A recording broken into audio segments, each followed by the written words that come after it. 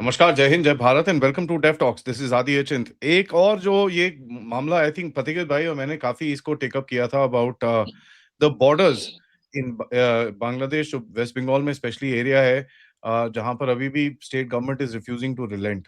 कल chief justice of Hyderabad high court ने काफ़ी इसके बारे में बात करी है। We will talk about that. लेकिन सबसे बड़ी चीज़ ये है कि I must mention here Meghalaya, Tripura और भी जो मेघालय के रीजन्स के अंदर थोड़ा-सा पेंडिंग था, that is happening in double the speed. फटाफट काम हो रहा है उधर पे। This is the only place where it is not. Fateh भाई नमस्कार। हाँ, so a small correction, Calcutta high court है। हाँ, सो कैलकाटा मैं कैलकाटा हाई कोर्ट में एक पिटीशन फाइल किया गया था by retired lieutenant general Subrato Saha. तो उन्होंने वो पिटीशन कैलकाटा हाई कोर्ट में फाइल ये किया था कि जो land acquisition for border fencing में इतनी डिले आ रही है, इसके वजह से इन्फिल्ट्रेशन और स्मगलिंग बहुत ज्यादा बढ़ गया है। और ये जो एक इशू है जिसके ऊपर BSF for almost a decade, मुझे याद है 2016 2017 उस टाइम बीएसएफ के आर्टिकल्स इकोनॉमिक टाइम्स में छापा था, जहां पे उन लोगों ने बोला था कि provide us land for fencing. ये जो बहुत लोग बोलते हैं कि बीएसएफ क्यों नहीं रोक पाते हैं इन्फिल्ट्रेशन, अगर कोई बॉर्डर में जाए, खास करके जो ईस्टर्न बॉर्डर्स है, बांग्लादेश इंडो बांग्लादेश बॉर्डर, वेस्ट बंगाल के बॉर्डर्स में, जहाँ पे आपके फेंसिंग नहीं हो, काफी मालदा मुर्शिदाबाद नॉर्थ 24 परगनास, कुछ कुछ जगह रिवराइन बॉर्डर्स है जहाँ पे पॉसिबल नहीं है, बट बहुत सारे ऐसे जगह है जहाँ पे ओपन बॉर्डर है, कोई फेंसिंग नहीं है, कोई फेंसिंग नहीं है, कोई फ्लड लाइट लेनी नहीं है।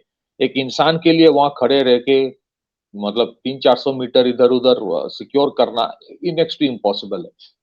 तो इसीलिए ये पिटिशन फाइल किया गया था by Subrato Saha, and invariably वहां पे मुझे लगता है कि होम मिनिस्ट्री भी थे, I am not very sure, but ये उसमें फिर कलकत्ता हाई कोर्ट ने नोटिस दिया था।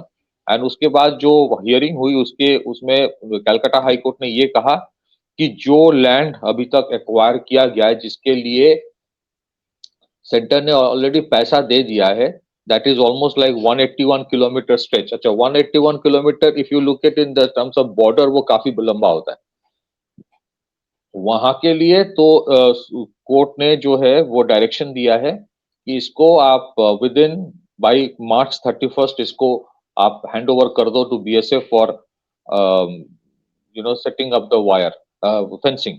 दूसरी चीज जो कोर्ट ने कहा है, कोर्ट ने ये भी पूछा है कि ये जो बाकी है, जैसे जस्टिस शिवागननम जो कहा है कि why can land not be acquired under section 40 or through compulsory acquisition when it is a question of national security। ये land acquisition is a state subject, ये वाला जो इशू है ना, इसके वजह से सबसे प्रॉब्लम है। लैंड एक्विजिशन स्टेट सब्जेक्ट हो सकता है कि national security is not a state subject ना। कोई स्टेट तो नहीं डिसाइड कर सकता कि नेशनल सिक्योरिटी है कि नहीं।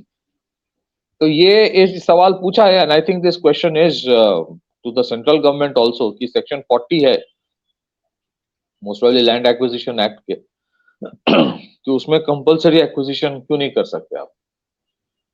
This has been going on for quite some time. तो इसका जो नेक्स्ट हियरिंग है, आई थिंक अप्रैल 2 है।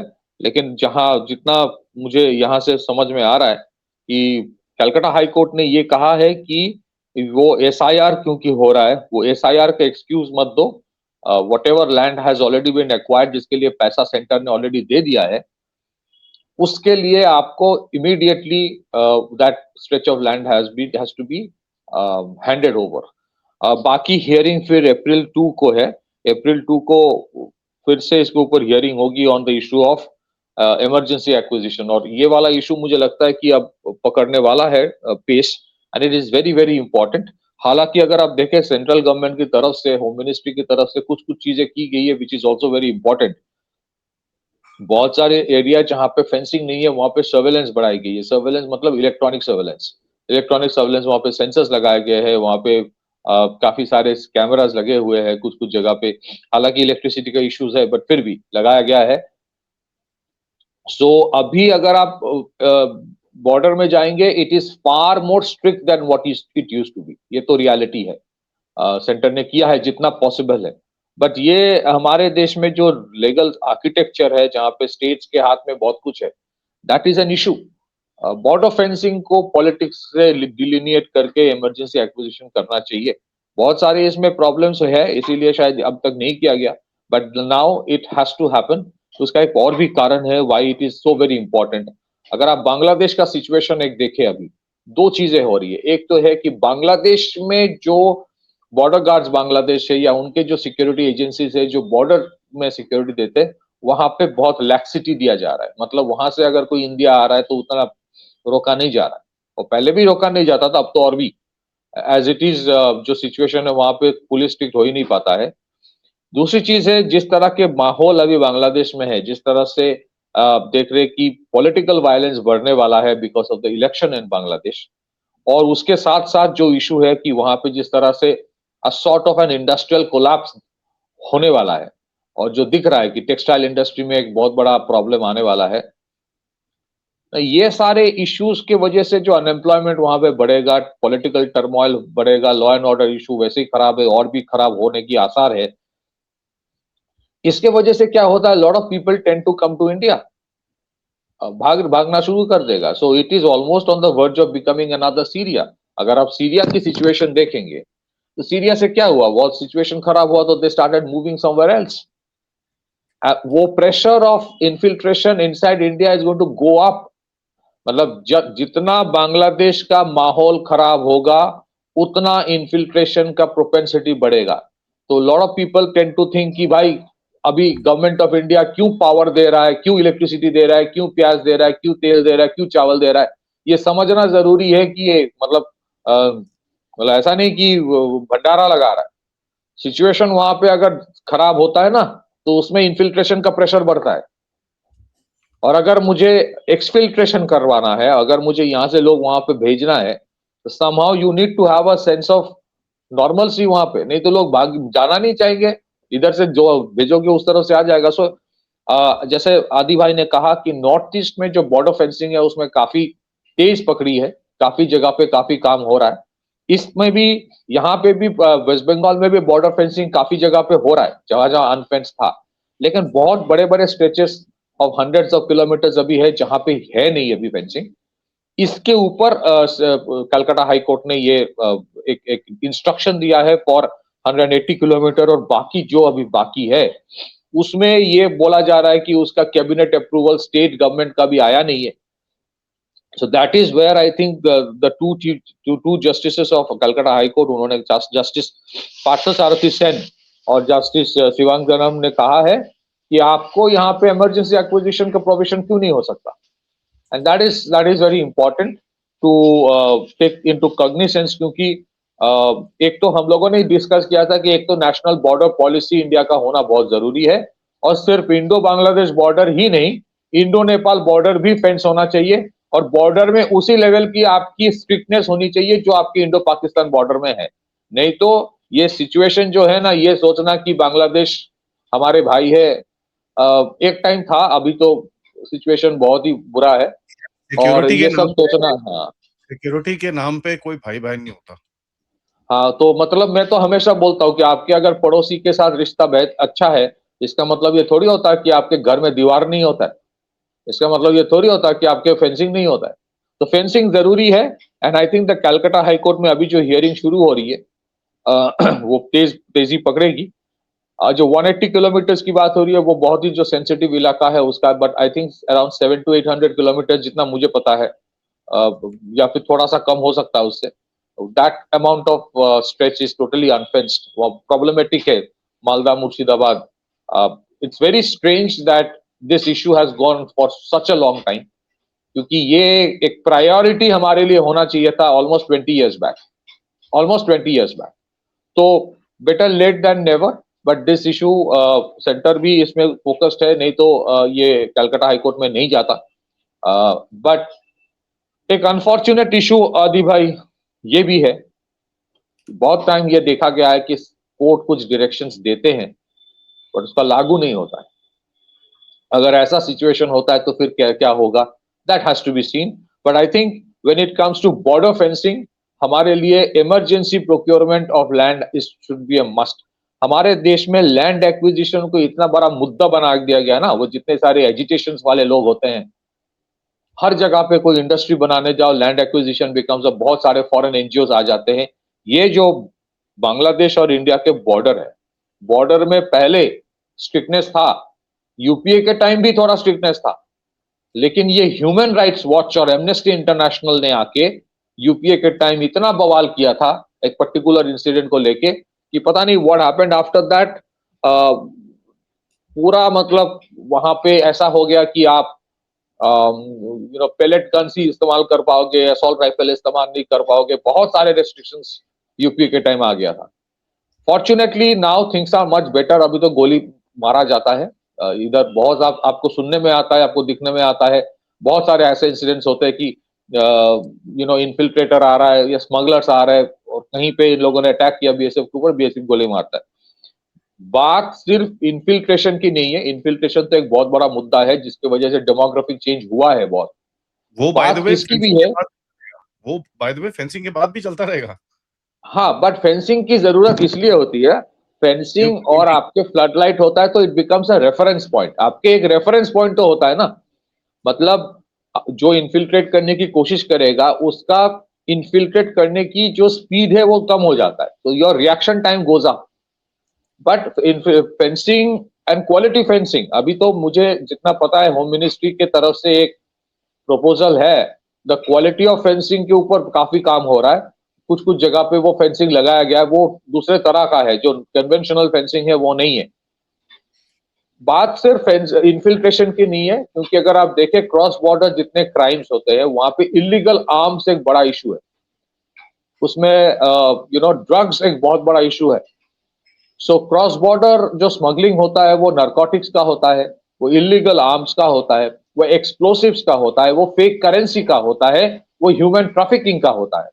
मतलब हम लोग इन्फिल्ट्रेशन की बात करते हैं, एक तो वो चीज है, दूसरी चीज ये भी है बांग्लादेश से बहुत बड़े तादाद में अंडर एजेड लड़कियों को लाया जाता है, वहां से एजेंट्स बैठे हैं एंड दे अनफॉर्चुनेटली काम देने के नाम पे इनको लाके they are put into sex trade, which is very unfortunate.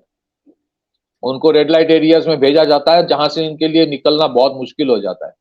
So human trafficking, narcotics, illegal arms, fake currency, radicalisation, demographic shift, इन सब चेंज करने के लिए, ये सब रोकने के लिए you need fencing. Unfortunately that had to go to the Calcutta high court, situation ऐसा है, but it appears that the judiciary is taking cognisance of this issue. और इसमें जितना लग रहा है कि कोई सिंपैथी नहीं दिखाया जा रहा है हाई कोर्ट की तरफ से, ये that this issue has to be dealt. When it comes to the borders with Bangladesh, आपको उसी रूथलेसनेस और स्ट्रिक्टनेस के साथ इसको डील करना है जैसे आपने डील किया है विद इंडो पाकिस्तान बॉर्डर। और यहां अगर कोई लैंड नहीं दे रहा है और कुछ इश्यूज है, देन जो प्रोसीड्यूरल रूल्स है आपके एज पर कॉन्स्टिट्यूशन, आपको वो लागू करना है। पॉलिटिकल इशू अपनी जगह पे है, बट पॉलिटिक्स करते करते we are wasting lot of time. Back to you Adi भाई। thank you, bhai. That's very insightful, I must say.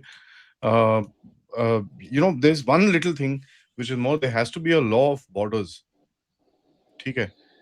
The law of borders must exist for this very purpose. Borders के आसपास construction for 100 meters या 200 meters or whatever the norm that the security forces decide, वो एक norm आपका होना चाहिए। दूसरा, tunneling का norm होना चाहिए। You need to have these things enshrined in your law. Anybody caught doing it, उसके बाद उसको कोई लंबा चौड़ा ये वो केस कूस नहीं, उसके लॉ में ठक ठक ठक अंदर सीधा। There has to be the law of borders. And जो 50 kilometers from border area है, especially sensitive border areas जो हैं आपके, that has to come under the central this thing. There is just no question about it. Police का वहां पर jurisdiction नहीं होना चाहिए, local police का. It has to be under the BSF. And that is it, so that there is one party responsible. उसके बाद कुछ होता है, then we ask the questions to the BSF directly. भाई, what were you doing? अभी BSF police की तरफ देखता है, पुलिस BSF की तरफ देखता है, ऐसे नहीं चलेगा. It has to be one concise structure. 50 kilometre around this area is भैया BSF region, खत्म कहानी. And that is what was brought in. So we need to have a borders law. जी आदि भाई, इसी वजह से नेशनल बॉर्डर पॉलिसी जो है बहुत बहुत इंपॉर्टेंट है। दूसरी चीज है, होम मिनिस्ट्री ने जो जो काम किया है, जैसे नैरकोटिक्स के ऊपर एंटी नैरकोटिक्स टास्क फोर्स हर एक स्टेट में जो बनाने के लिए बोला है, एनसीबी ने काफी काम किया है उसमें। और दूसरी चीज है कि एनआईए हैज बीन मैंडेटेड, जहां पे इलीगल आर्म्स और ड्रग्स की भी केसेस होता है, NIA gets into that. NIA ने बहुत सारे जगह पे होम मिनिस्ट्री ने एम्पावर किया, जहां पे ये इलीगल इन्फिल्ट्रेशन वाला सिंडिकेट है, इसके ऊपर इन लोगों ने बहुत सारे छापेमारी करके पकड़ा है। A lot of things home ministry has done. और सेंट्रल गवर्नमेंट का ये जो एसआईआर भी हो रहा है, SIR has actually expose the kind of infiltration जो हुआ है। मतलब सुनने में आ रहा है एक एक बंदे हैं जिसके दिखाया जा रहा है कि भाई इनके 200 बच्चे हैं, तो 200 बच्चे तो हो नहीं सकते, या फिर हो भी सकता है, बट 200 बच्चे जो है इज बेसिकली 95 या 98% वो उस तरफ बॉर्डर के लोग हैं जो यहाँ दिखाने के लिए कि मैं इसका बच्चा हूं, ताकि एसआईआर में नाम आ जाए, ये सब हो रहा है। सो एआई से पकड़ा जा रहा है ये सब चीजें। आपने सही कहा, जो 50 किलोमीटर, अभी 50 किलोमीटर ने सेंट्रल गवर्नमेंट ने जो किया है, एक तो नंबर वन, सेंट्रल गवर्नमेंट ने बीएसएफ को एम्पावर किया कि up till 50 kilometre you can arrest. इसको लेकर भी बहुत बवाल हुआ था, लेकिन the government is very strict. Across India जितने बॉर्डर है, 50 kilometre from the border, BSF has the right to arrest. लेकिन एक वन एजेंसी होना चाहिए। प्रॉब्लम कहां पे होता है आदि भाई, in the last few years we have witness BSF तो पकड़ लेता है किसी को, but land law and order is a state subject, तो आपको हैंड ओवर करना पड़ेगा स्टेट पुलिस के हाथ। अब स्टेट पुलिस किस तरह से चार्जशीट फाइल करता है उसके ऊपर प्रोसिक्यूशन डिपेंड करता है। अब वो चार्जशीट अगर लैक्स होता है, वो लैप्स कर जाता है, if you don't file a chargesheet with in 3 months, वो बंदा निकल के फिर वही काम कर रहा है। बट वी हैव सीन कि बहुत सारे आजकल तो स्ट्रिक्टनेस है, गोली वोली मारी जाती है जहां जरूरत है। And I think it has to be sanitised like the Pakistan border. I am sure centre home ministry is working on it. बहुत सारे काम किया है होम मिनिस्ट्री ने, ऐसा नहीं है कि नहीं किया है, बहुत सारे काम किया है। बट जिस तरह से होम मिनिस्ट्री ने नक्सल वाला इशू को खत्म किया है, मुझे लगता है कि अब होम मिनिस्ट्री इज डिटरमाइंड की बॉर्डर वाला इशू को भी उसी तरह से सेटल करना इशू को। And that is why you see these activities, these actions are happening. Invariably ये पीआईएल के पीछे home ministry has the back. Back to you Adil. Yeah, let's wait and watch what happens. तब तक thank you so much for that update. सबसे request है video को like करिए, subscribe करिए and share this with your friends and families, and of course if you can do support the channel, uh, and check out the description for further details. Namaskar.